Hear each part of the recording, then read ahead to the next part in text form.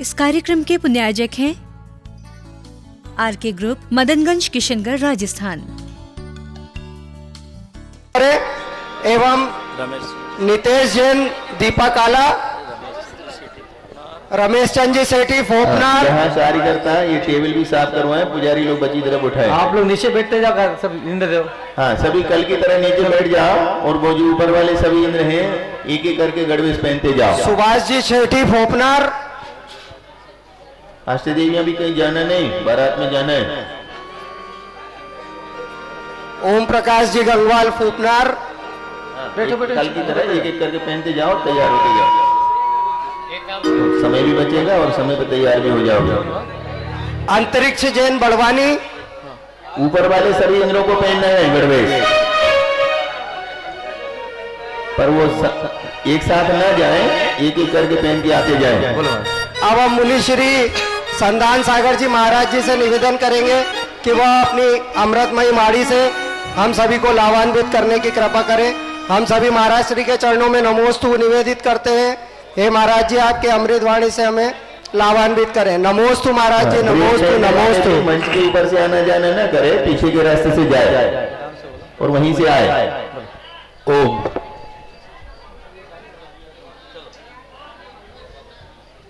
सभी महानुभाव अपने अपने स्थान पर बैठ जाएं, दोनों हाथ जोड़ ले।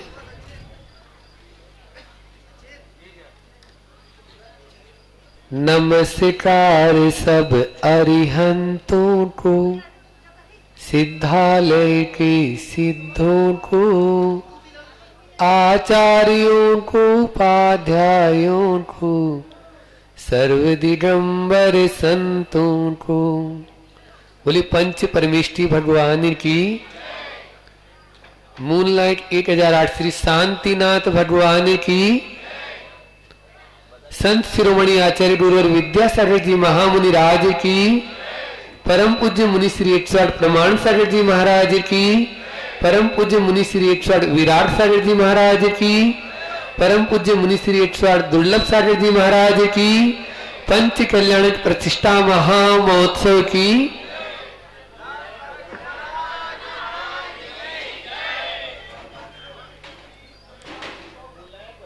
आज तप कल्याणक का दिन। अभी आपने जन्म कल्याणक की पूजा की। मध्याह्न में सारी क्रियाएं आपको देखने को मिलेगी। आज यहाँ सतवास की पावन धरा पर दीक्षाएं भी होने वाली है। पूज्य महाराज श्री के कर कमलों से दीक्षा होने वाली है। आप सबको वह अपनी आंखों से देखने का सौभाग्य प्राप्त भी होगा। कल आपने सायंकाल रात्रि की वेला में भगवान के जन्म कल्याण के बाद बाल कीड़ा और पालना झुलाने का दृश्य भी देखा होगा। बंधुओं, आज वर्तमान में विदेशी हवा के कारण हमारे जितने खेल थे उन पे भी प्रभाव पड़ा। मनोरंजन कैसा मनोरंजन हो, स्वस्थ मनोरंजन होना चाहिए। अब तो खिलौनों में भी बंदूकें आने लगी, तो क्या आतंकवादी बनाना चाहते हैं क्या? ऐसे ही भैया बता रहे हैं पबजी, बहुत सारे ऐसे हैं जो है ना जिनमें बहुत धर्म की भी हानि है, संस्कारों की भी हानि, संस्कृति की भी हानि, सबको उठानी पड़ती है। स्वस्थ मनोरंजन हो, कल आपने जैसा देखा, और भगवान का पालना झुलाया। वास्तव में शिष्य और संतान का भविष्य पालने में ही है। क्या पालने में है? आज्ञा पालने में। आज्ञा का यदि पालन हो तो निश्चित रूप से शिष्य भी हमेशा आगे बढ़ता रहता है और संतान यदि माता पिता की आज्ञा पालन करता रहता है तो वह भी अपने चारों पुरुषार्थों को करने में सक्षम हो सकता है। बात तप कल्याणक की है। सब जानते हैं बिना तपे कुछ भी नहीं हो सकता। तपना तो होगा। बोलते हैं ना, सूरज तपे तपे रे माटी, दीपक जले जले रे बाती, तुझको तप ना होगा मोह तज ना होगा। तभी यह दीक्षा कल्याणक हमारे लिए कुछ दे सकता है। आचार्य श्री की बहुत अच्छी पंक्तियां मुझे बहुत ही पसंद है कि तन मिला तुम तप करो, करो कर्म का नाश, रवि शशि से भी ज्यादा है तुम में दिव्य प्रकाश। इस आत्मा में अनंत शक्ति है, इसलिए ये तन मिला है, इसकी सार्थकता तप करने में ही है।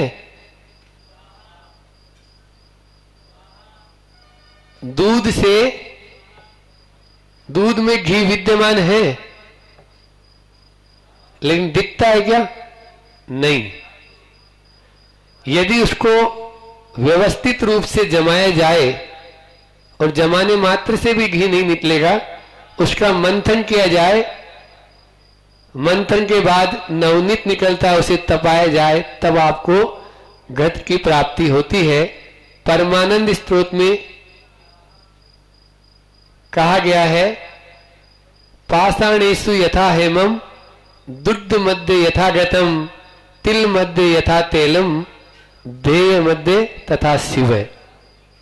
जैसे पत्थर में सोना है, दूध में घी है, तिल में तेल है, वैसे ही इस देह के मध्य शिव विराजमान है।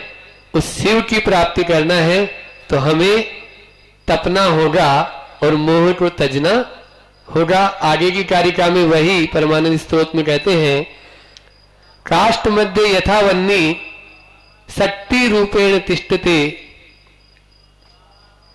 अयमात्मा शरीरेषु यो जानाति स पंडित है। वही विद्वान है। जैसे लकड़ी में अग्नि विद्यमान है, वैसे ही इस शरीर में शक्ति रूप से वह हमारी आत्मा ही परमात्मा बनती। अलग से कुछ लाना नहीं है, लेकिन हमें समझना है, जागना है। जैसे महाराज श्री बोलते हैं जागो, तो जागना है। अभी तक हम सोए हुए हैं, लेकिन प्रॉब्लम यह है, मुश्किल यह है कि उठाया उसे जाता है जो सोया हुआ हो, जो सोने का नाटक किया हुआ हो। तो उसको उठाने की अपन कितनी भी कोशिश कर ले, वो उठेगा? नहीं उठेगा। उस पर ढेरों बाल्टी पानी भी डाल दो तो भी नहीं उठेगा, क्योंकि वो नाटक किया हुआ है। आप लोगों की ऐसी स्थिति नहीं है, हम जानते हैं। आप लोग तो जागे हुए हैं। थोड़ा सा और अपन अलर्ट हो जाए तो निश्चित रूप से हम भी वह प्राप्त कर सकते हैं जो भगवान प्राप्त कर रहे हैं। बंधुओं, 5 बातें हम बता ही रहे हैं। आज फिर से अपन उन्हीं 5 बातों को बात करके अपनी मैं वाणी को विराम देता हूं। समय भी हो चुका है कि संसार शोकमय है। पता लग जाएगा आज दोपहर में, मध्याह्न में आपको। संसार क्या है? शोकमय है। जीवन वियोगमय है, संबंध वियोगमय है, जीवन योगमय है, काया रोगमय है और सत्संग उपयोगमय है। क्या बताया हमने? फिर से अपन रिपीट कर लेते हैं। संसार जो है उसमें शोक ही शोक है। संसार में सार नहीं है। सार होता तो हम यहां नहीं बैठते, वहीं बैठे रहते। इसलिए संसार में सार नहीं, असार है। वह तो पानी से हम घृत की प्राप्ति करना चाह रहे हैं, वो आप समझे उसको समझ जाएंगे तो आप भी यहीं आ जाएंगे हमारे पास। जीवन योग में है, जीवन में योग मिलते रहते हैं, संबंध जितने भी हैं वो वियोग में है, और काया जो है वो रोग में है। बहुत सारे व्यक्ति बोलते हैं हमसे ये नियम नहीं होता, हमसे वो नियम नहीं होता। क्यों? क्योंकि उसको डायबिटीज भी है, उसको हार्ट की बीमारी भी है, और उसको बीपी की बीमारी भी रहती है, हो सकता है और अन्य कोई बड़ी बीमारियां भी हो जाती है। तो फिर भैया ये तो चलता ही रहेगा। कार्तिकेय परीक्षा में आया है कि प्रत्येक स्वस्थ मतलब जो व्यक्ति है, जो भी स्वस्थ का मतलब जो व्यक्ति संसार में है वो रोग में ही है, और करोड़ों रोग बताए, उसमें गिनती भी बताई। तो इसलिए उसकी चिंता न करें, आप तो तप की ओर बढ़े, और सत्संग है वही उपयोग में है, उसका अपन लाभ ले लें। इतना ही कहकर मैं अपनी वाणी को विराम देता हूं। अब परम पूज्य महाराज श्री के श्री चरणों में मैं आप सबकी ओर से और अपनी ओर से नमोस्तु निवेदित करते हुए आज दुर्लभ सागर जी महाराज को भी, हम सबका पुण्य कमजोर पड़ जाता है पूज्य महाराज श्री जी आज, लेकिन दोपहर में आपको भरपूर देंगे, आप लोगों का पुण्य होगा तो। और बहुत ही रोचक पूर्ण उनकी एक कहानी हमने कई बार सुनी, यदि अपना पुण्य होगा तो सुनने को मिल सकती है। ऐसा अपन पुण्य अपना बढ़ाएं, और हम परम पूज्य महाराज श्री जी के श्री चरणों में आप सबकी ओर से और मैं अपनी ओर से नमोस्तु निवेदित करते हुए निवेदन करता हूं कि अपनी मंगलमयी वाणी से हम सबको कृतार्थ करें। परम पूज्य महाराज श्री जी। नमोस्तु महाराज जी, नमोस्तु महाराज जी, नमोस्तु महाराज जी। बोलिए आदिनाथ जी भगवान की। यदि ये चैतन्य मुकुरिव भावा चिदचित समं भान्ति द्रव्य व्ययजनिले संतान्तरहिताः जगत्साक्षी मार्ग प्रकटन परोवानुरिवयो महावीर स्वामी नयन पथगामी भवतु मे महावीर स्वामी नयन पथगामी भवतु मे। वर्तमान शासन नायक भगवान महावीर स्वामी की, आचार्य भगवंत गुरुवर श्री विद्यासागर जी महामुनिराज की, मुनि श्री प्रमाण सागर जी महाराज की, संगस्त मुनि श्री दुर्लभ सागर जी संधान सागर जी महाराज की, परम पूज्य मुनि श्री 108 विराट सागर जी महाराज की। विद्वानों में एक कला होती है कि उन्हें जब बोलने का अवसर मिले और कहा जाए कि आपको संक्षिप्त में बोलना है, तो वो क्या करते हैं, सारी बात को समेट के सार में अपनी बात कह देते हैं। आपके हाथ में फल दिया जाए और आपसे कहें जल्दी खाइएगा इसे, और समय कम है, जल्दी खाना है, तो फल खाने वाला अगर समझदार हो तो फल की कली कली निकाल के जूस निकाल के एक साथ पी जाएगा। ऐसा ही काम करते हैं संधान सागर जी महाराज। अपनी बात सारी सूत्रों में कहकर आप लोगों के लिए चिंतन का विषय देते हैं, क्या कि आप ध्यान से सुने, और जब एकांत आपको मिले तो आप चिंतन करें। यही विद्वान संतों की परिभाषा या लक्षण होते हैं। अपनी बात कहना है, उस बात से आप लोगों को जोड़ना भी है। बात कह भी दी, आपने सुन भी ली, अब आप आशय निकालो कि महाराज क्या कहना चाहते थे। महाराज का स्वाध्याय हो गया और आप लोगों के लिए स्वाध्याय के लिए विषय दे दिया। आज कौन सा दिन है? तप कल्याणक का दिन है, पर अभी तो तप कल्याणक शुरू नहीं हुआ। अभी क्या चल रहा है? जन्म कल्याणक। तीर्थंकर बालक का जन्म होता है, जो पुण्य लेकर आता है उसके जीवन में अतिशय ही घटते हैं। जैसे बालक ने जन्म लिया 10 अतिशय उसके साथ आए, जिसकी हमने कल चर्चा की थी। वो अतिशय जब तक वो बाल अवस्था में है तब तक तो उनके साथ रहेंगे ही, पर जीवन पर्यंत जुड़े रहेंगे।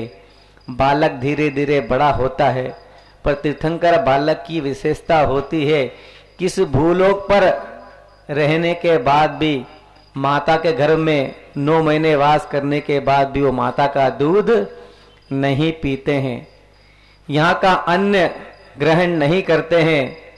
उनके लिए वस्त्र भी स्वर्ग के व्यवसायपुर नगर से आते हैं। वो सारा दिव्य भोजन और दिव्य वस्त्र ग्रहण करते हैं, क्योंकि अभी वो वैभव का भोग कर रहे हैं। जन्म से 3 ज्ञान को लेकर आते हैं। आप सोचते होंगे कि जब बाल्य अवस्था पूर्ण होती होगी, थोड़े से बड़े होते होंगे, तो उनके माता पिता उन्हें स्कूल या कॉलेज में भर्ती करवाते होंगे। वो क्या लेके आए? नागेंद्र का भवन देखा था माता ने 16 स्वप्न में, तब पिता ने क्या कहा था कि तेरा पुत्र अवधि ज्ञान को लेकर उत्पन्न होगा। तो जिसके पास जन्म से अवधि ज्ञान होता है, क्या वो कभी आपकी लौकिक शिक्षा ग्रहण करने जाएगा? वो तो स्वयं ज्ञान का भंडार है। जिसके पास ज्ञान का भंडार होता है उसे सांसारिक शिक्षा या लौकिक शिक्षा लेने की जरूरत नहीं पड़ती। बालक धीरे धीरे बड़ा होता है। और हमारा पंचकरण कौन सा चल रहा है? आदिनाथ प्रभु का पंच कल्याणक चल रहा है। जैसे बालक राजकुमार अवस्था में आया तो उनके पिता नाभिराय 14 नंबर के कुलकर थे। उस समय भोगभूमि का अवसान था और कर्मभूमि प्रकट हो चुकी थी। जैसे जैसे भोगभूमि का अंत हुआ, धीरे धीरे 10 कल्पवृक्षों के माध्यम से जो आवश्यकताओं की पूर्ति होती थी वो मंद होती चली जा रही थी। त्राही इमाम था कि जनता कहाँ जाए, कल्पवृक्ष कुछ देते नहीं है, आवश्यकता उतनी की उतनी बनी हुई है।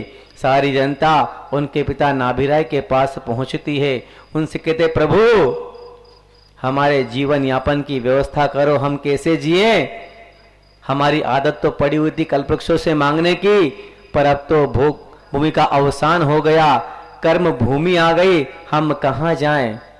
तब नाभिराय ने कहा जाओ राजकुमार आदि कुमार के पास जाओ, वो ही तुम्हें जीवन यापन का रास्ता दिखाएंगे। तब सारी प्रजा उनके पास पहुंचती है और आदिनाथ प्रभु राजकुमार आदिनाथ से कहती है कि आपके पिता ने हमें आपके पास भेजा है, हमारे जीवन यापन की व्यवस्था कीजिए, हम कैसे जिए आगे? तब आदि कुमार ने कहा कि 6 कर्म करो, 80 मसी कृषि वाणिज्य शिल्प और विद्या, इन 6 कर्म के माध्यम से जीने का रास्ता दिखाया। जो राजकुमार अवस्था में आते ही जिन्होंने भटकते मानव समाज को जीने का रास्ता दिखाया, वो तो राजकुमार अवस्था में ही प्रभु बन गए। अब मात्र तप लेना या तप को धारण करना उनके लिए बचा है। एक पीड़ित व्यक्ति आपकी शरण में आता है और आप उसकी पीड़ा दूर कर देते हैं, तो वो आपके विषय में क्या सोचेगा? क्या सोचेगा आपके विषय में?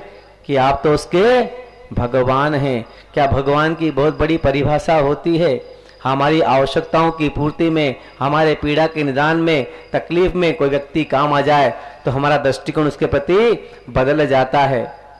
ऐसा ही जब सारी जनता उनके चरणों में पहुंची और कहा हमारी पीड़ा का निदान कीजिए, तब अवधि ज्ञान जन्म से लाए आदि कुमार ने अपने ज्ञान के माध्यम से 6 कर्मों का उपदेश दे दिया। भटकती मानव समाज को राह दिखा दी कि कर्म करो, अब भोग भूमि का अवसान हो चुका है। भोग भूमि मतलब पुण्य भूमि और कर्म भूमि मतलब पाप भूमि नहीं। कर्म भूमि मतलब पुरुषार्थ की भूमि। ये कर्म भूमि ही ऐसी है जिसमें तीर्थंकर प्रभु जन्म लेते हैं। ये कर्म भूमि हमें शिक्षा देती है कि कर्म करे बिना, पुरुषार्थ करे बिना, प्रयत्न किए बिना या तप किए बिना संसार से मुक्ति नहीं मिलती। प्रभु ने भोग भूमि में जन्म क्यों नहीं लिया? क्योंकि वहां तो भोग है, कोई ऐसा माहौल है ही नहीं कि पुरुषार्थ किया जाए। जिस भूमि में, जिस काल में पुरुषार्थ होगा, तपस्वी उसी काल में जन्म लेंगे। तप करना भी तो एक पुरुषार्थ ही है, एक प्रयत्न ही है, एक प्रयास ही है। जब तक हम संघर्ष नहीं करेंगे हमें उपलब्धि नहीं होगी। कोई चीज आपको बिना प्रयास के मिल जाए तो उसकी वैल्यू या उसका मूल्य क्या होता है, और उसी चीज को आप अपने प्रयत्न से प्राप्त करते हैं तो आपके मन में कितनी खुशी होती है। कोई विद्यार्थी 365 दिन तक पढ़ाई करता है, उसके बाद एग्जाम देता है और परिणाम जैसा उसके प्रयत्नों के अनुसार आता है तो वो कितना खुश होता है।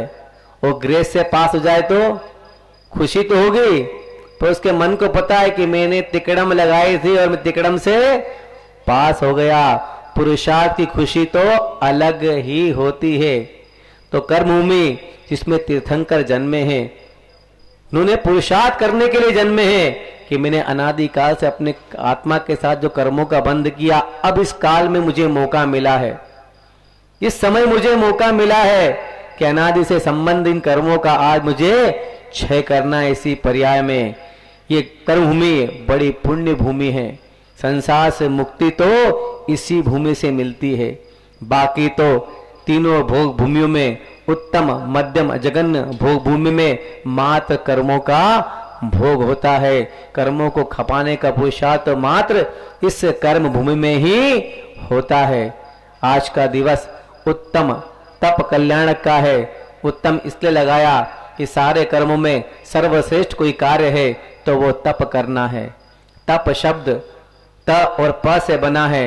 वो हमें कहता है हमेशा त से तत्पर और प से प्रयास, हमेशा प्रयास करने के लिए तत्पर रहो, उसी का नाम है तप। तप करना मतलब कर्मों का क्षय करना। बात हमारी कहां चल रही थी? 16 कारण भावनाओं पे। अभी जन्म कल्याणक का समय है, तप कल्याणक दोपहर से शुरू होगा। तो बात करते हैं उन 16 कारण भावनाओं की जिसकी श्रृंखला चले आ रही थी। हमने अभी तक दर्शन विशुद्धि, विनय संपन्नता, शीलव्रत नित्याचार, अभिक्षण ज्ञानोपयोग और अभिक्षण संवेग की बात की। अब आज लेंगे शक्ति तस त्याग या यथारूप से त्याग, यथाशक्ति त्याग। अब बात आती है त्याग की। जैन कुल में जिसने जन्म लिया है वो बचपन से बात जानते हैं कि त्याग होता क्या है। बचपन से एक बात सुनी घर में, रात्रि भोजन का त्याग करो, मंदिर जाओ, पानी छान के पियो। ये प्रारंभिक बातें हम सबने सुनी हैं। जिन धर्म का आधार ही त्याग है। हम तीर्थंकरों की पूजा करते हैं, हम मुनियों की पूजा करते हैं। किसके आधार पर पूजा करते हैं? त्याग के आधार पे। वही तो आपके बीच से उठ के ऊपर आए। उन्होंने क्या किया? उन्होंने जो आपने ग्रहण कर रखा है, जो आपके जीवन की कमजोरी है, उसका त्याग कर दिया और आपने उसको ग्रहण कर लिया। मात्र आप में और हम में एक त्याग की दूरी है। हमारा त्याग बढ़ गया, आपका भी थोड़ा कम है। आप भी अभी बड़े त्यागी हैं। जितने पंचकर्णक में बैठे हैं ना, आप बड़े त्यागी हैं। आपने भी 5 दिन तक दुकान का त्याग कर दिया। सुबह से लेकर शाम तक पूजा करते हैं, सुविधाओं का त्याग कर दिया। पूरा प्रयत्न कर रहे हैं। मान लो आपका पूरा जीवन ही ऐसा हो जाए कि भगवान की भक्ति में समय बीते, तो आप तो त्यागी से बड़े भक्त बन जाएंगे। पर महाराज, हम गृहस्थ लोग हैं, हमारी दायित्व और कर्तव्य है, उसका निर्वाह कर लें, फिर आप जैसा कहेंगे हम लोग वैसा ही कर लेंगे। शक्ति तस त्याग, ये शब्द हमसे कहता है कि आप में जितना सामर्थ्य है उतना त्याग कीजिए। जैनाचार्यों की बड़ी कृपा है, उन्होंने ये नहीं कहा त्याग करो, उन्होंने ये नहीं कहा कि आप त्याग करो, उन्होंने क्या कहा? शक्ति तस त्याग, यथा शक्ति त्याग करो। हर व्यक्ति को इंसिस्ट किया गया, आग्रह किया गया, यथा शक्ति, अपनी क्षमता, अपनी सामर्थ्य के अनुसार त्याग करो। मैं आपसे पूछता हूं, जितने लोग यहां पर बैठकर सुन रहे हैं या जो चैनल के माध्यम से सुन रहे हैं, आप जिन कुल में जन्मे हैं, रात्रि भोजन त्याग, पानी छान कर पीना, मंदिर जाना, क्या हर आदमी इस कार्य को नहीं कर सकता? कर सकता है। किसी की मजबूरी हो तो क्या तीनों काम करने की आवश्यकता नहीं? क्या कहा? यथाशक्ति त्याग। आप में जितनी सामर्थ्य है उतना तो कीजिए। हम जैन कुल में जन्मे हैं, हमारी ड्यूटी बनती है, हमारा कर्तव्य है कि हम जिन धर्म की प्रभावना में अपने द्वारा सहयोग दे। ये धर्म का रथ श्रावक और साधु के द्वारा खींचा जाता है। सबका कर्तव्य बनता है कि अपनी अपनी योग्यता और क्षमता के अनुसार हम त्याग करें। एक जैन श्रावक जब रात्रि भोजन का त्याग करता है, उसके मन में कितना आह्लाद होता है। उनसे पूछो जिनका निशी भोजन त्याग है, कहीं बाहर जाते हैं या कहीं भी रहते हैं, शाम के भोजन की झंझट ही नहीं, तकलीफ को उनको होती है। जो रात में भोजन करते हैं, दिन भर काम किया, अब भैया भोजन करना बाकी है, भोजन करना बाकी, एक शल्य लगा रहता है। पहले के लोग जब इतनी सुविधाएं नहीं थी तब क्या करते थे? गांव-गांव जाते थे फेरी करने के लिए, पर थे पक्के जैनी। वो क्या थे? पक्के जैनी। आप राजस्थान से लौट के आए ना, सारे के सारे मारवाड़ी जो बैठे हैं, आपका पुराना कुल कहां था? राजस्थान। रोजी रोटी की तलाश में संपूर्ण हिंसा से फैल गए। आपके बाप दादा का इतिहास क्या था? वो घोड़े पे माल लाद के गांव-गांव बेचने जाते थे। सुबह जब घर से निकलते थे तो खा के निकलते थे, वो साथ में शाम का बांध लेते थे। जहां रास्ता वो दोपहर हुई, शाम हुई, भोजन किया, शाम की छुट्टी। इतनी कठिन जीवन शैली होने के बाद भी उन्होंने अपने जीवन में दोष नहीं लगाया होगा। आज तो आपके पास सुविधा है, आपकी दुकान है, गाड़ी है, पैसा है, सब आपके पास है, तो आपको तो बिल्कुल रात्रि भोजन करना ही नहीं चाहिए। वो तो असुविधा में जीते थे, गांव-गांव फेरी करते थे। जब जाके उन्हें धन का संचय किया, सारा संचय करने के बाद अपने संतान को देकर चले गए। तो आपका क्या दायित्व बनता है कि हमारे पिता ने जो संपत्ति दी, जो संस्कार दिए, उसे आगे बढ़ाएं। हाँ महाराज, हमने आगे तो बढ़ाया है, खूब आगे बढ़ाया है। इतना आगे बढ़ गए कि आप भी हमारी तारीफ करने से अब चूकने वाले नहीं हैं।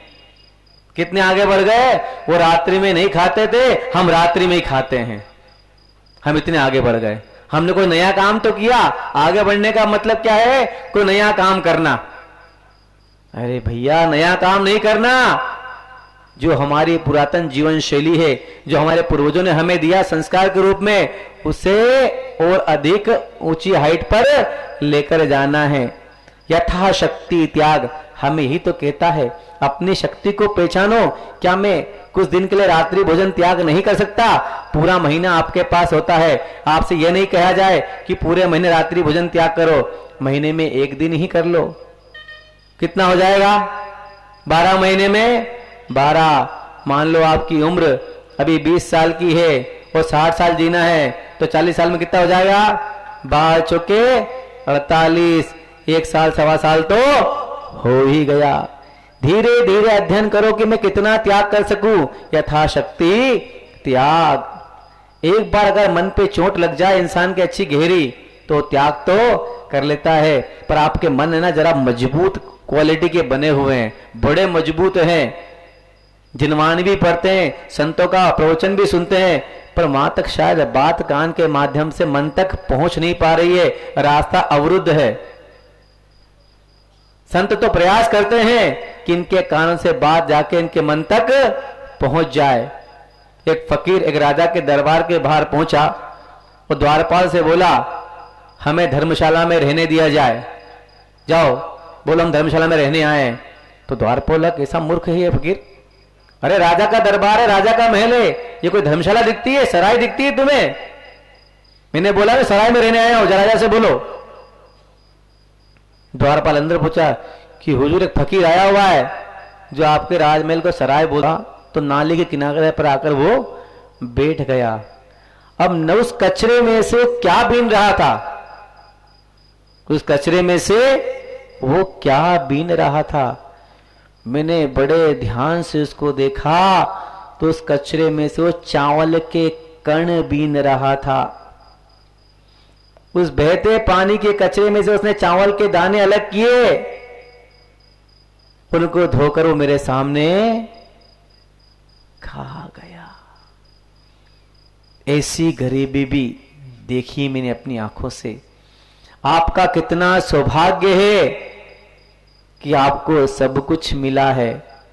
हो सकता है अतीत की पर्याय में उसको सब कुछ मिला होगा, पर उसने अपनी सामर्थ्य को नहीं पहचाना होगा, विषय भोग इंद्री का सेवन करता रहा होगा, तो आज उसकी ऐसी दशा हुई कि नाली के बहते पानी में से चावल के कण बीन कर खा रहा था। आज हम पुराने पुण्य का भोग करते इस पर्याय में, क्या पता ये पुण्य कब तक चले, क्या पता ये पुण्य कब तक चले और हमारे दिन भी कभी ऐसे आगे की पर्याय में आ जाए तो क्या होगा हमारा। अभी समय है, चेत जाइए, अपने मन को और आत्मा को जगा लीजिए कि मुझे अब क्या करना है। बहते नाली के पानी में से चावल के कण बीन कर खाना सुनकर कैसा लगता है। अरे वो भी आप जैसे इंसान ही है। मात्र क्या कम पड़ गया, उसका पुण्य कम पड़ गया। आपका पुण्य ज्यादा, उसका पुण्य कम। आप क्या कर रहे हैं, वो अपने पाप काट रहा है और आप अपना पुण्य काट रहे हैं। पुण्य को काटा नहीं जाता, पुण्य को तो बढ़ाया जाता है। आपको निमित्त मिला है, पुण्य को बढ़ाइए, अच्छे कार्य कीजिए। जिस कुल में जन्मे हैं उस कुल के कुलाचरण के अनुसार अपनी जीवन शैली बनाइए। क्या हम जैन कुल में जन्मने के बाद रात्रि भोजन भी नहीं छोड़ सकते? हम क्या खाने के लिए जन्मे हैं? 4 रोटी 4 घंटे पहले खाइए या 4 घंटे बाद खाइए, रोटी तो खाना ही है आप लोगों को, भोजन तो करना ही है। इतना पुरुषार्थ हमारा नहीं है कि कैसा ही जीवन में अवसर आ जाए हम भूखे रह जाएंगे। पर मैं जैन कुल में जन्मा हूं, मैं वीतराग का उपासक हूं। मेरे प्रभु सिद्धालय में विराजमान होते हैं, कर्मों का क्षय करते। क्या मैं इतना कमजोर हूं अंदर से कि जैन कुल में जन्मने के बाद भी मैं आजीवन निशी भोजन नहीं छोड़ सकता? एक बात ध्यान रखना, जो रात्रि में भोजन करता है वो अपना पुण्य खा रहा है, अपने पुण्य को खत्म कर रहा है। वो जो त्याग कर देता है वो अपने पुण्य का संचय करता चला जाता है। और पुण्य की हाइट मैंने आप लोगों को बताई थी कि पुण्य मल्टीप्लाई होते होते होते होते कितना हो जाता है? पुण्य फला अरहंता। अरहंत बनने के लिए पुण्य की बहुत आवश्यकता पड़ती है, तो वही तो करना है, पुण्य का संचय। त्याग करते चले जाइए, आपके जीवन में पुण्य का संचय होता चला जाएगा। मत खाइए अपने पुण्य को। एक दिन अगर पुण्य खाली हो गया तो याद रखिएगा उस बालक को जो नाली के पानी में से चावल के दाने बीन कर खा रहा था। आपका पुण्य का उदय है अपने जीवन में, अभी सारी सुविधाएं हैं। अगर पुण्य को नहीं बढ़ाओगे तो एक दिन खजाना खाली हो जाएगा। 7 पीढ़ी की व्यवस्था करके चले जाओ, औलाद अगर निकम्मी होगी तो 1 पीढ़ी में ही सारा धन खत्म कर देगी। फिर क्या होगा? फिर पाप ही पाप होगा, फिर पाप का भोग करोगे। यथाशक्ति त्याग कीजिए। आज का दिन हमें यही तो सिखाता है, तब कल्याण का दिन कि जाग जाओ, समय हो चुका है। संकल्प लो कि प्रभु हम जैन कुल में जन्मे हैं, कम से प्रारंभिक जैनी तो हम बन ही जाएं। नित्य देव दर्शन करेंगे, पानी छान कर पिएंगे और निशी भोजन का त्याग करेंगे। एक संकल्प मात्र हमारे जीवन में आ जाए, जीवन पर्यंत के लिए मैं संकल्प ले लो कि कभी भी निशी भोजन या रात्रि भोजन में नहीं करूंगा। हम बात बड़ी बड़ी तो बहुत सारी करते हैं, पर हमारा बेसिक, हमारी संस्कृति तो निशी भोजन के त्याग के साथ ही शुरू होती है। जैन कोई धर्म नहीं है, जैन जीवन शैली है जो आपको पाप से बचाती है। रात्रि भोजन का त्याग करना मतलब पाप कर्म से बचना और अपना स्वास्थ्य भी ठीक रखना है। आपको 4 रोटी खाना है, 4 घंटे पहले खा लीजिए या 4 घंटे बाद खा लीजिए, अंतर क्या पड़ता है? करते करते अभ्यास हो ही जाता है। जो एक बार निशी भोजन त्याग करता है, उससे आप कितना ही प्रयास कर लीजिए, फिर वो भोजन नहीं करेगा। वही भोजन जो पहले रात्रि में करता था, अब त्याग कर दिया, उसके सामने प्रस्तुत किया जाए तो रात्रि में कहेगा ये तो जहर के समान, ये मांस के समान दिखाई देता है, इसे हटा मेरे सामने से। त्याग की जो महत्ता होती है, जो त्याग करते हैं उनसे पूछिए, हम फकीरों से पूछिए त्याग का क्या आनंद होता है। त्याग करने के बाद किसी प्रकार का कोई झंझट होता ही नहीं है। हमारे 22 परिसय हैं, आपके कितने जरा बताइए गिन के। शास्त्रों में मुनियों के 22 परिसय बताए गए, आपके कितने जरा बताइए खड़ा होकर। महाराज आप तो 22 के आगे शून्य लगाते जाओ, जितनी आपकी ताकत है, तो भी कम पड़ जाएंगे हमारे परिसय। हमें कहीं शांति नहीं है कि हमारे साथ कौन सी घटना घटने वाली है। अभी यहां बैठे हैं और समाचार आ जाए कि ये हो गया, क्या करोगे? अंतराय। शिखर जी का वंदना करने के लिए गए, पहुंच गए, धर्मशाला में स्थान मिल गया, सुबह यात्रा की तैयारी शुरू की और जैसे पहाड़ के तलहटी में पहुंचे, फोन बज गया, फलांचन मर गया या बच्चा जिन्हें जन्म लिया है। अब बताइए कैसी बुरी लगती उस समय। यथाशक्ति त्याग। तुमने अपने जीवन में अंतराय का मुकुट पहन रखा है, उसी में मजा आता है कि हम कुछ भी कम कार्य करें, पीछे से हमारी चेन पुलिंग होती रहे। अरे अंतराय में जीवन जी रहे हो, मान लो तुम त्याग कर देते, फिर कोई जिए या कोई मरे, हमें तो अपना काम करना है। महाराज के सारे मुनि महाराज बन जाएं तो व्यवस्था कैसी होगी? यही सवाल आचार्य शांति सागर जी महाराज से एक श्रावक ने पूछा कि महाराज आप कहते हैं त्याग कर दो, सारे के सारे मुनि बन जाएं, आर्यिका बन जाए, तो व्यवस्था कैसे होगी? तो शांति सागर महाराज तो महातपस्वी थे, उन्होंने कहा सुन तू चिंता मत पाल, सारे के सारे मुनि बन जाएंगे तो अरहंत भगवान उसकी व्यवस्था लगा देंगे, तो अपना काम तो कर।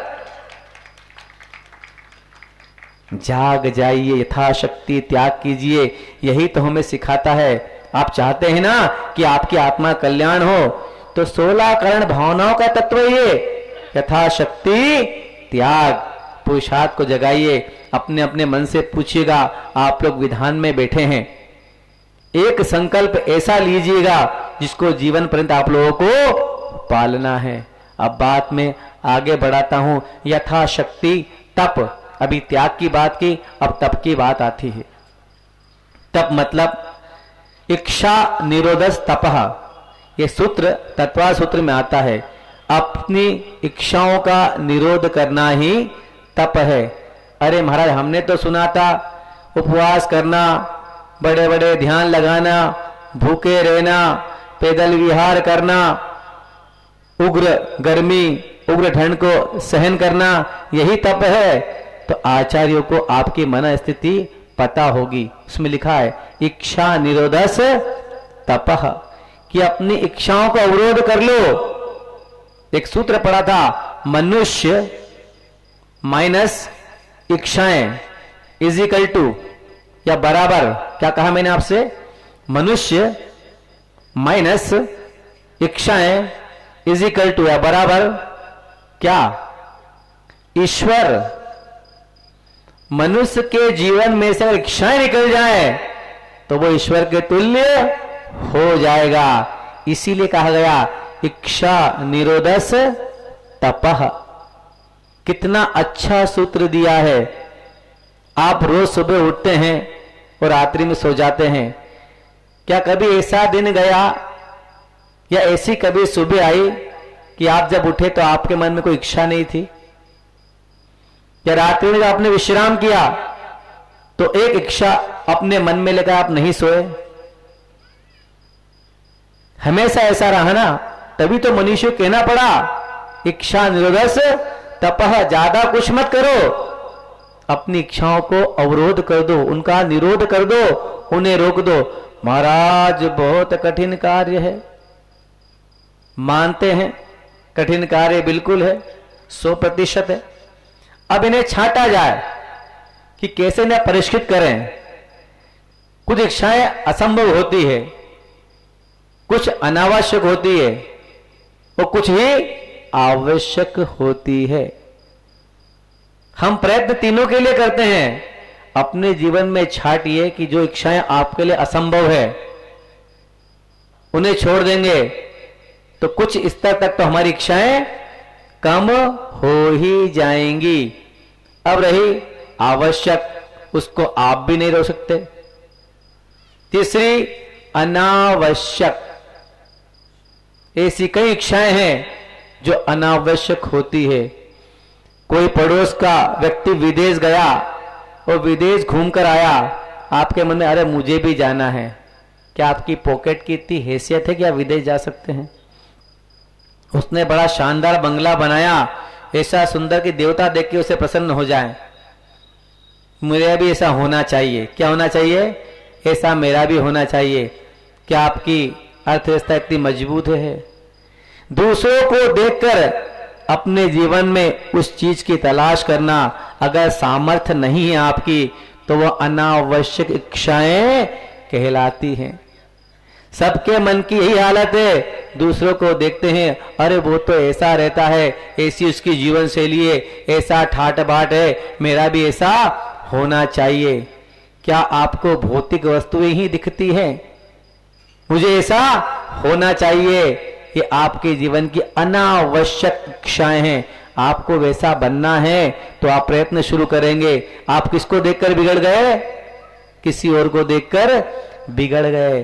अरे भैया, किसी मुनिराज को देख लेते, आरिका को देख लेते, उनको देखकर कहते थे मुझे ऐसा बनना है। ये तो आवश्यक इच्छा है। क्या कभी मन ऐसा कहता है मुझे ऐसा बनना है? नहीं महाराज, अभी तो भौतिकता इतनी दिमाग पर हावी है, हमें तो वही प्रयत्न करेंगे, वही पा सकते हैं। अरे भैया एक बात बताओ कि भौतिक वस्तु को संग्रह करने में गाड़ी, घोड़ा, बंगला, पैसा, प्रभुत्व, संपत्ति, ऐश्वर्य, इन सारों को इकट्ठा करने में जितना पुरुषार्थ लगता है, जितनी ऊर्जा लगानी पड़ेगी, उससे कहीं कम, बहुत कम, उससे बहुत कम इच्छा से तो शक्ति तप संपन्न हो जाएगा। मात्र मन में एक बार वैराग्य जाग जाए कि सब मेरे लिए किसी काम का नहीं है, असार है। मैं ये नहीं कहता संसार असार है, संसार में सार तो है। संसार में रहकर वैराग्य आता है, वैराग्य का फल मुक्ति होता है। वैराग कहां आता है? संसार में रहकर। अगर संसार नहीं होता तो हम असार किसे कहते? राग नहीं होता तो हम विराग कैसे कहते? संपत्ति नहीं होती तो ऐश्वर्य किसे कहते? अरे ये है, तभी तो हमारे मन में विराग के भाव जागे। आपने दोनों में से अच्छी वस्तु को छांटने का प्रयास किया कि मेरे लिए क्या उपयोगी है। संसार के असार में से मुझे सार को निकालना है। संसार बहुत जरूरी चीज है। संसार न होता तो तीर्थंकर भी नहीं होते।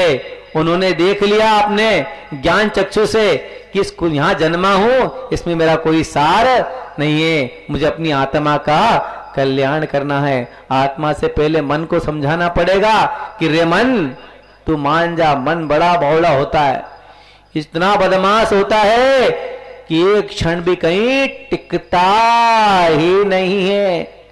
घंटे भर प्रवचन सुन रहे बैठे बैठे, और मन कितनी बार बाहर भगा होगा, जरा पूछो अपने आप से। अपने गांव पहुंचा होगा, दुकान पहुंच गया होगा, किसी का हिसाब याद आ गया बैठे बैठे, अरे वहां ज्यादा काम बाकी रह गया, अरे ये बोली ना थी, ये ले मेरे पल्ले पड़ गई, इतना पैसा मेरा ज्यादा लग गया, न जाने कहां कहां कहां कहां कहां के विकल्प आपके मन में चल रहे होंगे। यही तो है मन का प्रपंच। फिर हमसे पूछे, हम तीनों संतों से, क्या सोच रहे हो मन में? इनका भला हो जाए। हम प्रवृत्ति करते करते भी पुण्य कमा रहे हैं, और तुम, हम प्रवृत्ति में हैं कि हम बोल रहे हैं, और तुम निवृत्ति में शांति से बैठकर सुन रहे हो। निवृत्ति से पुण्य बंद होता है, और प्रवृत्ति से अशुभ प्रवृत्ति हो तो पापार्जन होता है। यहां उल्टा हो रहा है। हमारा मन काय में लगा है? प्रवृत्ति में। प्रवृत्ति में क्या हो रहा है? एक्टिवनेस में। हम तुम्हें उपदेश दे रहे हैं। काय का उपदेश? आपकी भलाई का, और आप शांति से सुन रहे हैं। अब अनएक्टिव है, निवृत्ति में, पर पाप का बंद हो रहा। मन में क्या चल रहा है? सारी दुनिया का प्रपंच मन में चल रहा है। कुछ नहीं करना है। अगर शरीर स्थिर हो गया तो संत यही तो कहते हैं, इच्छा निरोधस तपः। इच्छा का महल कहां बना हुआ है? आपके मन में बना हुआ है। बड़ा सुंदर है इच्छा का महल। इतना सुंदर होता है कि एक से दूसरे की कल्पना नहीं की जा सकती, तुलना नहीं की जा सकती। बस अपनी इच्छा के महल का दरवाजा थोड़ा थोड़ा बंद कर दीजिए। बैठे रहिए शांति से। निवृत्ति चालू है, महाराज बैठे शांति से। तेरा तन तो बैठा है भाई, थोड़ा मन को भी तो बिठा ले। मन वचन काय तीनों से आश्रय होता है ना। काय से तो बैठे हैं शांति से, वचन से कुछ नहीं बोल रहे हैं, पर मन तो ऐसा भाग रहा है जैसा आज तक जेट विमान भी साइंटिस्ट नहीं बना पाए। मन की गति बड़ी तेज होती है। तो इच्छा निरोध तपः। अपने मन के महल जहां तेरी इच्छा रहती है, थोड़ा टटोल ले, थोड़ा खोज ले, कितने काम की है, कितने काम की नहीं है। जो काम की नहीं है उसे छोड़ दे, और जो काम की है उसका उपयोग कर, अपना दायित्व का निर्वाह कर ले, अपना कर्तव्य निभा दे और आगे बढ़ो। यही सूत्र कहता है, यथाशक्ति त्याग, यथाशक्ति तप। जीवन में दोनों चीज आ जाए तो जीवन का तो कल्याण ही हो जाए। एक बाबा जी नदी किनारे ठहरे हुए थे। कहीं से उन्हें आटा मिल गया और थोड़ी दाल मिल गई। सोचा बड़े दिनों बाद भिक्षा में आटा दाल मिली है, आज तो दाल बाटी बनाकर खाएंगे। ठहर गए, दाल बाटी अच्छे से बना ली। वो देखा पानी पीने का खत्म हो गया है, जरा पानी ले आऊं। एक मन तो कहे जब पहले पानी ले आ, फिर दाल बाटी खाने बैठ जाना। एक मन कहता है कि पहले दाल बाटी खा ले फिर पानी पी लेना, कि पानी लाओ कि दाल बाटी खाओ, पानी लाओ। चलता रहा बहुत देर तक, बड़े असमंजस में। तब स्थिति कैसी थी उनकी? आप जैसी। ये करो कि ये करो, ये करो कि वो करो, बड़े असमंजस में। समय बीत गया, तब मन ने कहा, रे बाबा क्या करता है? अनादिकाल से इसी चक्कर में फंसा है कि ये करो कि ये करो। बाबा ने उठे दाल बाटी, वहां पास में बच्चे खेल रहे थे। बच्चे कहे, बच्चों दाल बाटी खाओ, मैं तो पानी पी के अपना गुजारा कर लूंगा। क्योंकि वो कौन थे? बाबा जी थे, संत थे, आगे बढ़ गए। तुम्हारी ऐसी स्थिति होती तो कहते, महाराज रुको, पहले दाल बाटी खाएंगे, बाद में पानी की सोची जाएगी। बस यही है यथाशक्ति त्याग। अपने मन को पढ़ लिया कि बड़ी देर हो गई काम करते करते, पानी पीऊं कि दाल बाटी खाऊं। छोड़ो इस मन के आग्रह को, मन तो हमेशा परेशान करता रहता है। दाल बाटी छोड़ दी, पानी पीकर आगे बढ़ गए। यही तो हम तुमसे कहना चाह रहे हैं। तो हमारे पास भौतिकता की जो दाल बाटी है उसे थोड़ा आप छोड़ तो दो, तो संयम का पानी पी लो, ताकि तुम्हारी आत्मा का भला हो जाए। तुम्हारी आत्मा का भला कोई संत नहीं करेंगे, जब भी करेंगे आप लोग अपनी आत्मा का भला करेंगे। हम तो निमित्त मात्र हैं आपके लिए। निमित्त जब तक मिला तब तक मिलेगा, निमित्त खसक जाएगा और उपादान बाकी रह जाएगा। सूर्य आता है, अपना काम करके चला जाता है, फिर अंधकार आ जाता है। दिन में निमित्त मिला था, अगर सद्बुद्धि होती तो सूर्य के प्रकाश में सारा कार्य संपन्न कर लेते, पर बुद्धि निर्बुद्धि थी। सूर्य चला गया, अब हाथ पे हाथ धर के बैठे हैं, अंधकार में कोई कार्य होता ही नहीं है। 5 दिन का अवसर मिला है, 5 दिन के लिए सूर्य जागा है, चारों तरफ प्रकाश ही प्रकाश है। आंखें फाड़ कर देखिए कितना उजाला है। ये 5 दिन के बाद जब प्रभु को निर्वाण हो जाएगा, प्रभु भी चले जाएंगे और प्रभु के अनुज भी चले जाएंगे, फिर आपका उपादान आपका भविष्य निवारण करने वाला है कि 5 दिन हमने जो निमित्त के माध्यम से पुण्य का संचय किया, जो बातें हमने ध्यान से सुनी, उन बातों को जीवन में उतार लेंगे तो आपका तो भला ही भला हो जाएगा। जागो, समय आ चुका है। यथाशक्ति त्याग, यथाशक्ति तब आपसे ही कह रहा है कि मेरे प्यारे बंधुओं, माताओं, बहनों, अब जाग जाओ, आंखें खोलो। सूर्य की अपनी मर्यादा होती है, रोशनी 12 घंटे ही रहती है। 12 घंटे के बाद तो वो अस्ताचल की तरफ चले जाती है। आपका कितना ही आग्रह होगा कि अस्ताचल की तरफ मत जाओ अभी, पर सूर्य की अपनी गति होती है, उसका नियम होता है। नियम का पालन तो सभी को करना होता है। हम भी डोर से बंधे हैं और आप भी डोर से बंधे हो। आपकी डोर थोड़ी ढीली हो जाए, हमारी डोर बंधी रहे। हमें मोक्ष जाना है। आपको कहाँ जाना है? अपने महल में। हमारा मोक्ष है, आपका महल है। महल से अपनी दूरी थोड़ी बढ़ा लीजिए ताकि हमारे पास जो मोक्ष का रास्ता है आप भी उस पर चल सकें। यथाशक्ति त्याग, यथाशक्ति तप, यही तो कह रहा है। जागो, अब आंखें बंद मत करना, पुरुषार्थ जगा लेना। आंखें बंद हो गई तो आंखें एक बार बंद होती, अंत में उसे क्या कहते हैं? मौत। की अब तो मरण हो गया, आंखें हमेशा के लिए बंद हो गई। पर आप लोगों का मरण तो हमेशा होता ही रहता है। ध्यान से सुना, समझ लिया, तब काम हो गया। आंखें बंद कर ली, मतलब सारी भावनाओं को आपने मृत्यु के रसातल पर पहुंचा दिया। अब ऐसा मत करना।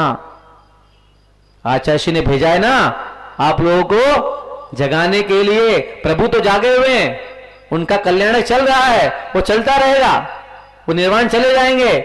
आप कब जाओगे ये तो बता दो। प्रभु ये कह रहे आए हैं कि देख, संसार में मैं भी आया था, जन्म लिया, मां के गर्भ में आया, जन्म लिया, तप किया, ज्ञान प्राप्त किया। वो ज्ञान का उपयोग क्या किया? कि मैंने निर्वाण को पा लिया। प्रभु 5 के माध्यम से ही समझा रहे हैं आपको कि मैं 5 के माध्यम से, 5 कल्याण के माध्यम से ही उपदेश दे रहा हूं कि तू अब सोना मत मेरे प्रिय बालक, मेरे प्रिय बंधु, अब सोना मत, अब जाग जाना। अवसर आया है। यथाशक्ति त्याग, यथाशक्ति तप अपने जीवन में अंगीकार कर लेना।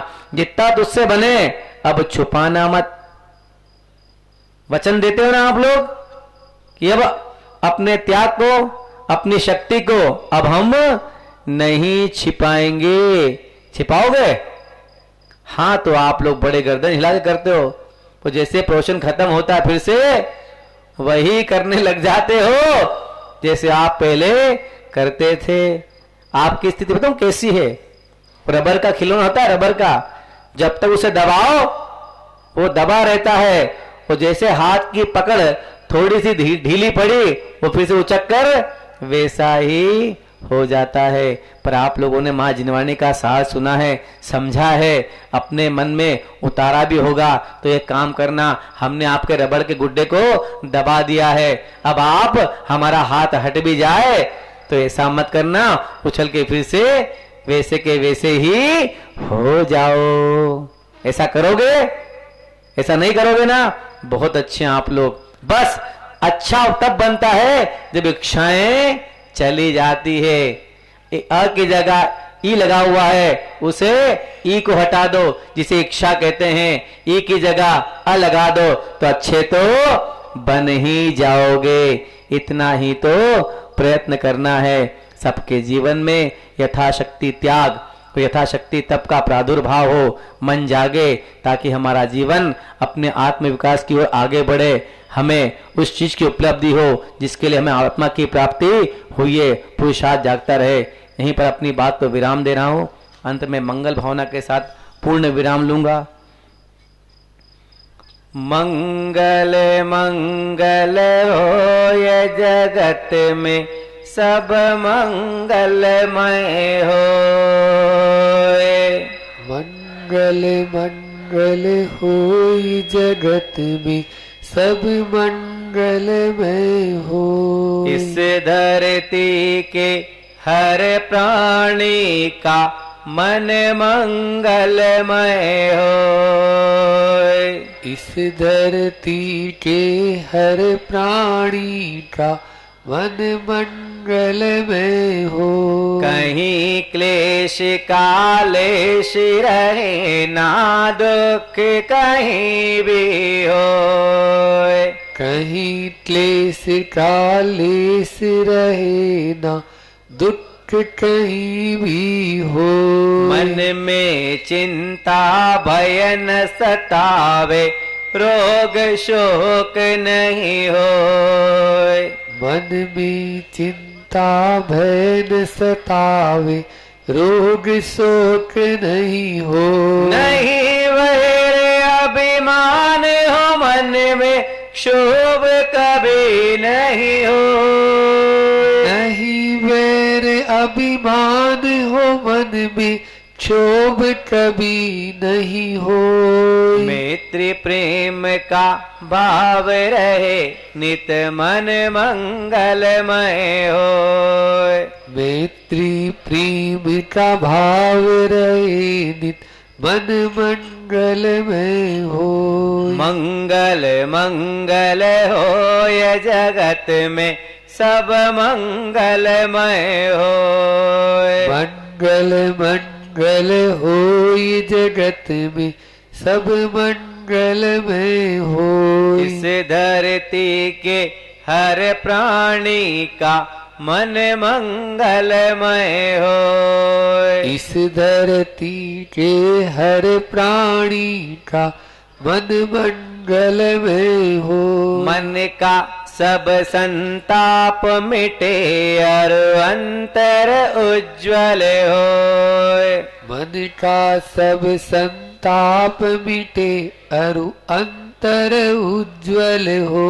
राग द्वेष और मोह मिट जाए, आत्म निर्मल होए। राग द्वेष और मोह मिट जावे, आत्म निर्मल होय। प्रभु का मंगल गान करे, सब पापों का क्षय होए। प्रभु का मंगल गान करे, सब पापों का क्षय होय। इस जग के हर प्राणी का हर दिन मंगलमय होए। इस जग के हर प्राणी का हर दिन मंगलमय होय। मंगल मंगल होय जगत में सब मंगलमय होए। मंगल मंगल होय जगत में सब मंगलमय होय। इस धरती के हर प्राणी का मन मंगलमय होए।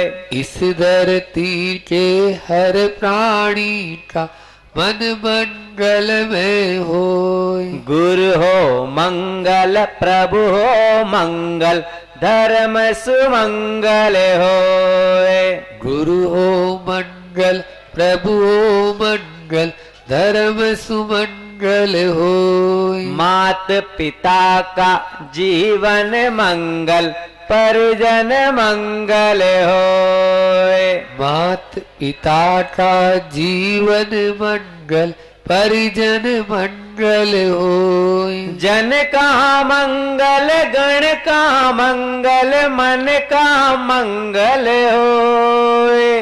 जन का मंगल, गण का मंगल, मन का मंगल होय। राजा प्रजा सभी का मंगल धरा धर्ममय होए।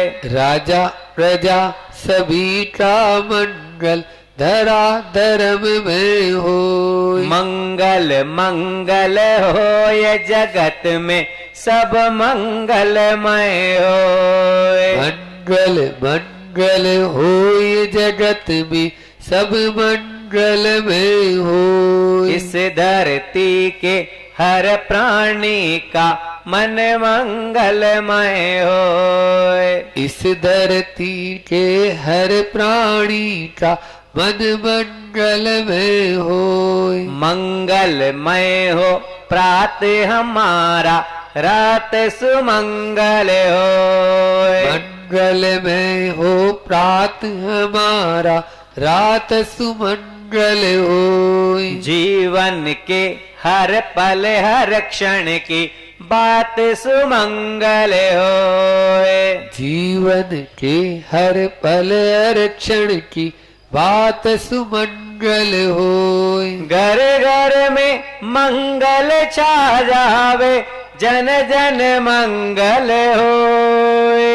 घर घर में मंगल छा जावे जन जन मंगल होय। इस धरती का कण कण पावन यो मंगलमय होए। इस धरती का कण कण पावन औ मंगल में होय। मंगल मंगल होय जगत में सब मंगलमय होय। मंगल मंगल होय जगत में सब मंगल में होय। इस धरती के हर प्राणी का मन मंगलमय होय। इस धरती के हर प्राणी का मन मंगल में होय। सब जग में मंगल बड़े टले अमंगल भाव। हे प्रमाण की भावना सब में हो सद्भाव। बोलिए आचार्य भगवंत गुरुवर श्री विद्यासागर जी महामुनिराज की, मुनि श्री प्रमाण सागर जी महाराज की, मुनि श्री 108 विराट सागर जी महाराज की। अपने स्थान पे खड़े हो जिनवाणी स्तुति के लिए। जाओ वाणी के ज्ञान ते सूझे लोकालोक। सोवाणी मस्तक नमो सदा देत हूँ दोख। हे जिन वाणी भारती तो जपू दिन रेन। जो तेरी शरणा गए सो पावे सुख चैन। 9 बार नमोकार मंत्र का स्मरण करें। इस कार्यक्रम के पुण्याजक थे आरके ग्रुप, मदनगंज, किशनगढ़, राजस्थान।